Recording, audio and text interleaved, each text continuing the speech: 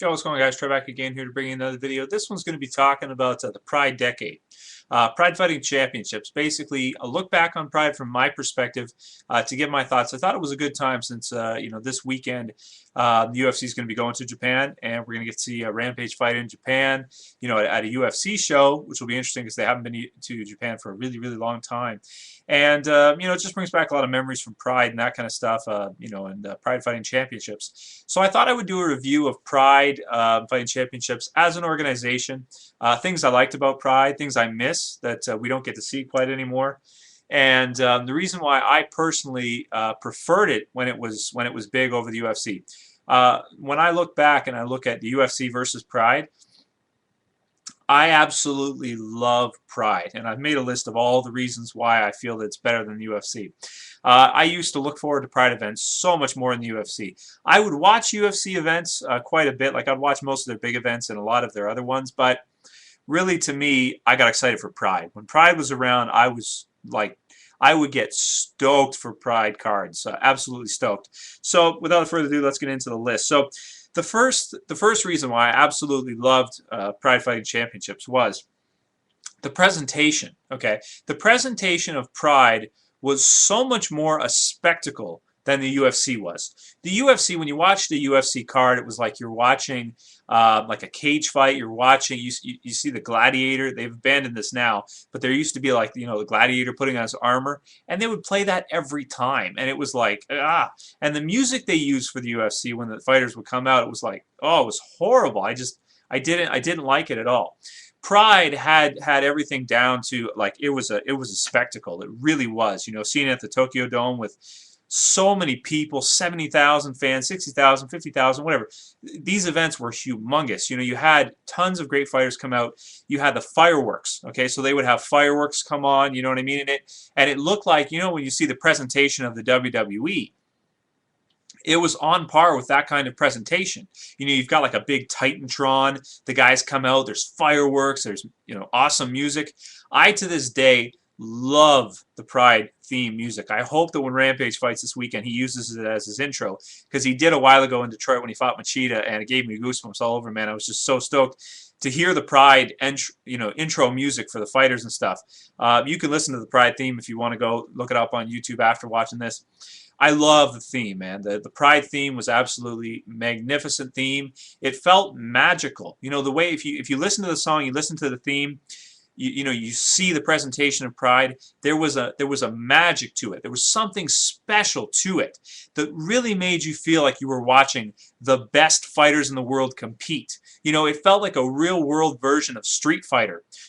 When you have like it shows the fighters and have them, doing their thing, and it'll have like their country's flag and all this stuff, and just an amazing presentation. I like the look of everything, the color scheme, the ring, just a beautiful presentation to get to see the guys. Magical. Made you feel like you were really watching a spectacle, versus where the UFC was just, in comparison, when you compare presentation, even now, the UFC's presentation versus Pride is garbage. Even now, there's no stage that the guys walk out on. In Pride, the guys are lower down, like from cages and stuff, and different, like, man, they had the presentation thing down, dude. They had it down. Fireworks and, flames and pyrotechnics, all this different. The presentation of Pride was really, really something special. So that's my first point. Love the presentation. Second is, this one is probably the biggest, and this is stacked cards. Okay, when you talk about stacked MMA cards, Pride's cards were absolutely packed full of big name fighters every time. Every time you watched a Pride event, there were hardly any cards where you watched where, you were just watching one fight. They had the most stacked cards, man. You would watch it and you knew Fedor was at the end, or Big Nog, or, one of the big names was at the end, or Wandy, or Vanderlei, or Krokop. One of the big names was it. But up until then, you had like 3 or 4 fights where you got to see guys like, Ken Shamrock, Don Fry, let's look at Pride Shockwave 2003. You had Quinton Jackson versus Minowa, Heath Herring versus Giant Silva, Sakurai versus Takashi, I think. Shogun Hua versus Shoji. Hoist Gracie versus Yoshida. Don Fry versus Gary Goodridge. A couple other guys I don't know. And then Big Nog against Sakuraba. Or was it... no, that's Little Nog. But anyway, you get the point of what I'm saying. I mean, how many fights are there on just this card that I know of, you know, every single one of these guys, and I can't wait to watch. Look, Quinton Jackson's fighting. Heath Herring's fighting. Shogun's fighting. Hoist Gracie's fighting. Don Fry's fighting. Gary Goodrich is fighting. Little Nog is fighting. And Sakuraba's fighting. That's 8 guys, okay, that could headline a card, and in the UFC often do headline cards, these type of guys. 8 guys on one card that could headline a UFC card. When you watch a UFC card, you pay to see maybe, like, you know, the main event, maybe 2, maybe 3 fights maximum. The most you're ever going to get is pretty much 3 fights maximum, maybe 5 guys, 6 guys, 7 guys if you're lucky. Sometimes some UFC events there's 1 match that you're excited to watch most of the time. I mean, some people are excited to watch all fighting, and that's cool, but I'm talking about when you actually know these fighters, you know, when they're not new guys or they're not just breaking in, like well-established guys. Pride had them fight like crazy, man. Like Fedor was fighting all the time. Some years Fedor would fight 4 times. I think there was a year when he fought 5 times. Like, you know, the cards were stacked. Now, granted, they didn't have them every single month, I'm pretty sure. So the frequency, they didn't have cards as frequent as the UFC does, but their cards were so much more exciting because you had all these big names in the same card. Like I just mentioned there's 4 or 5 fights that I would be excited to see because I know both guys or at least one of the 2 guys, and I'm excited to see. That was the excitement of Pride. When you tuned in, you knew that you were getting, you know, huge, you know, stars on those cards. And, you know, we'll get a little bit more into that later. So, this brings me to the next one, is that's more focus on heavyweights and middleweight division. More focus on the heavyweight and middleweight division. Pride's heavyweight division was stacked full of guys. It was stacked. There was so many guys in the heavyweight division in Pride. It was crazy. There was like, on their roster, they probably have like 50, 60, 70 heavyweight fighters, you know, that they could use. Maybe I'm exaggerating a little bit. I don't know for sure. 30, but it just seemed like they had so many more heavyweights. You know, Pride started with just heavyweights, and you had a lot of big-time heavyweight fights in Pride. I absolutely loved it, man. I love to see all these heavyweight fights. You know, on one card sometimes you get a couple heavyweight fights going. Love that, man. That's just, like, I love that. I'm a big fan of the heavier weight classes. Light heavyweight, they used to call it middleweight, or, you know, heavyweight. I mean, Pride had the best divisions. Light heavyweight and heavyweight, Pride had the best fighters, the best divisions, bar none, man. You know, and they did have lighter divisions afterwards. You know, you have some fights with, like, Anderson Silva was there. You know, a lot of other guys were fighting too. And they added on the lighter weight classes. But there was a focus on the heavyweight division. There was a focus on the light heavyweight division. You know, you had these divisions were so deep. And they put on a lot of these fighters in the same card, so you get to see, you know, maybe in one card you'd watch Big Nog fight, you'd watch Fedor fight, you'd watch Krokoff fight, you know, this kind of stuff, you know, or Rampage, and you'd get, like, you know, Rampage versus Chuck Liddell, and, you know, then you'd have other guys like Vanderlei fighting, and you just had a lot of big names on single cards that we don't get anymore. Nowadays, the biggest card the UFC had was like UFC 100, which had a couple big names, like I think it was George St. Pierre, Brock Lesnar was on it. I forget who they were fighting. But there was, you know, a good amount of names. Most of the time in the UFC, we don't get stacked cards at all. It's just the fact of the matter. We don't. We get a lot of, you know, main event cards, maybe co-mains decent, and then all the rest, you don't even know who they are. And that's just the way it is with the UFC because they have so many events. Every 3 weeks or month, they have an event. The downside of that is that you're not going to look forward to it. You might look forward to 2 fights, 1 fight, but Pride was like a huge event because you just wanted to tune in to see the whole damn thing because there was so many big guys on the card. It was just, you know, it was awesome to see. Stacked cards, man. Focus on the heavyweight and middleweight divisions. Tournaments. Oh, God, man. Fucking tournaments, dude. MMA tournaments. Oh, my God. I used to love watching MMA tournaments. And same with Strikeforce when they were having their MMA tournament. I was stacked, and Zoof was like, yeah, no, I don't think so. Let's put the stop button on that. Let's buy them out and cancel this whole tournament. It sounds too cool. We're not going to let them do it. You know, I just, oh, man, like, God damn, man, I love tournaments, dude, just in general. You know, I fucking love tournaments, dude. I think that that was the format the UFC started with, was tournaments. And I think that Pride took it and really took it in a good direction where they said, okay, well, you don't have to fight necessarily on the same night, at least not 3 or 4 times. Maybe we'll have you fight once, maybe twice, and then we'll follow it up later on. You know what I mean? The tournament will move on to the next round on the next pay-per-view. I wish the UFC would incorporate tournaments, man. I really do. I think the tournaments are bloody exciting, man. You know, have the champion step off. The UFC should do this with 2 divisions. Heavyweight division should have a tournament. Light heavyweight division should have a tournament. Have the champion step aside, give him 1 fight or something against somebody, and in the meantime, have all the other guys match up and, you know, tournament style up to the top, and then fight the champion at the top once you get up, you know, the different, you know, up to the finals and the semifinals and that kind of stuff in the tournament, different levels. So, yeah, you know, tournaments were just so exciting because by the time you got to the end of the tournament, you knew that the guys fighting were the best in those divisions. You knew it. Like in the UFC, there's a lot of situations where, like, for example, Randy Couture will lose a fight at light heavyweight and will be given a title shot at heavyweight, jump in and win the heavyweight title. It's like, you know, was the guy at the top of the UFC division, was he the best heavyweight? You know, was he? When you see a big tournament and, you know, you have all the guys face off, you know that whoever wins that tournament is, you know, the best in the world. And if not, you know, maybe fights a champion and then the winner, that's the best. I love tournaments, man. There's nothing gets me stoked as much as MMA tournaments in the MMA world. There's no question about it. Okay, number 5 is open weight fights. Open weight fights, man. I love this shit, you know. You got to see Vanderlei Silva face up against Crow Cop and see, you know, what's going to happen. A guy who's 205 pounds is going to fight a guy who's 250 or 240. What's going to happen? You know, Vanderlei's a murderer at his weight class. Let's see what he can do at heavyweight. Have him fight Crow Cop.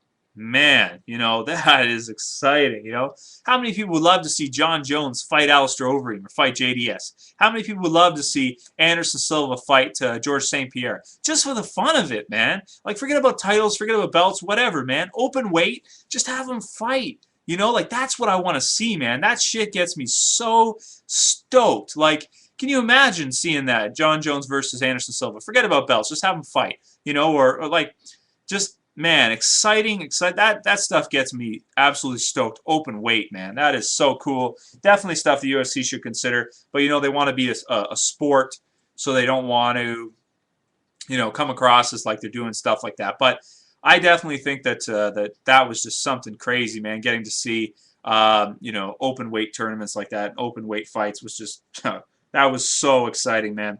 The rules, being able to kick a downed opponent, stuff like that, crazy stuff. Now that's never going to make it in the UFC and in the States. I know that, but it was exciting. Don't tell him you didn't get excited when you saw Shogun jump up and fucking stomp somebody, or Vanderlei starts soccer kicking Sakuraba in the head 3 times, you know, or whatever, man. Just like it was closer to real fighting, because that's really what would happen. I mean, if a guy got taken down, okay, on the street, and he was on his back or something, yeah, jiu-jitsu's great. But what if the guy starts trying to soccer kick you to the head, or just start to kick you, put the boots to you? You know what I mean? Like, it changes the mechanics of the fighting, doesn't it? Because instead of diving into somebody's guard and, you know, trying to pound him out and punch him, stomp on him, jump up and, you know, axe kick them or soccer kick them or whatever. Exciting stuff. We're never going to see it again, but it was definitely exciting. Okay, so going on from there, Fedor. You know, just that's it. That's the whole point. Fedor. I'm not gonna say anything. You know, just that's the point. Fedor. They had Fedor. That's it. UFC's never had Fedor. So that, to me, I felt like, you know, in Pride, they had the best fighters in the world. They really did. You know, they took fighters from everywhere. You know, okay, you're from Russia, you're from Sweden, you're from the States, you're from Brazil, you're from, I don't know, Africa. Let's go. Let's see what happens. Put them together. See who wins. These guys don't even speak the same damn language. They can't even speak English, most of these guys. Put them together. Let's see what happens, you know. Like that Street Fighter thing, you know. You felt like, you know, it was like Street Fighter. You had a guy from, you know, representing the United States of America. You know, it's, man, like, God, the UFC, get on this shit, man. Just copy what they did. Copy what Pride did with that presentation and that world. You know, in the UFC, it's all like all American fighters. You know, you got American fighters, Brazilian fighters. Who else you got? Guys from Japan never come over. Hardly any Russian fighters. Hardly anybody from any other place in the world, you know? It's just, I loved how in Pride they would take guys from everywhere, you know, and they would get them too, and they would come and fight, and man, just mind-blowingly exciting to see, you know, that whole presentation, the Street Fighter from Russia, you know, Sambo, Fedor, you know, and then you'd have like from Brazil, you know, Jiu-Jitsu, you know, Big Nog and all these. Just, oh man, so cool, man, so cool. Definitely they had the best fighters. So the ring versus the cage. Okay, so you know, there is no question. I don't care what anybody says. I prefer the ring every time over the cage. Every time, man.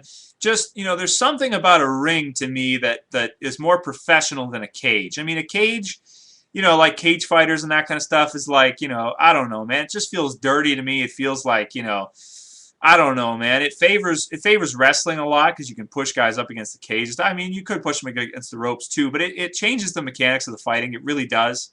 And striking is more effective, I think, in a ring versus in a cage. Grappling is more effective, and striking is not as effective.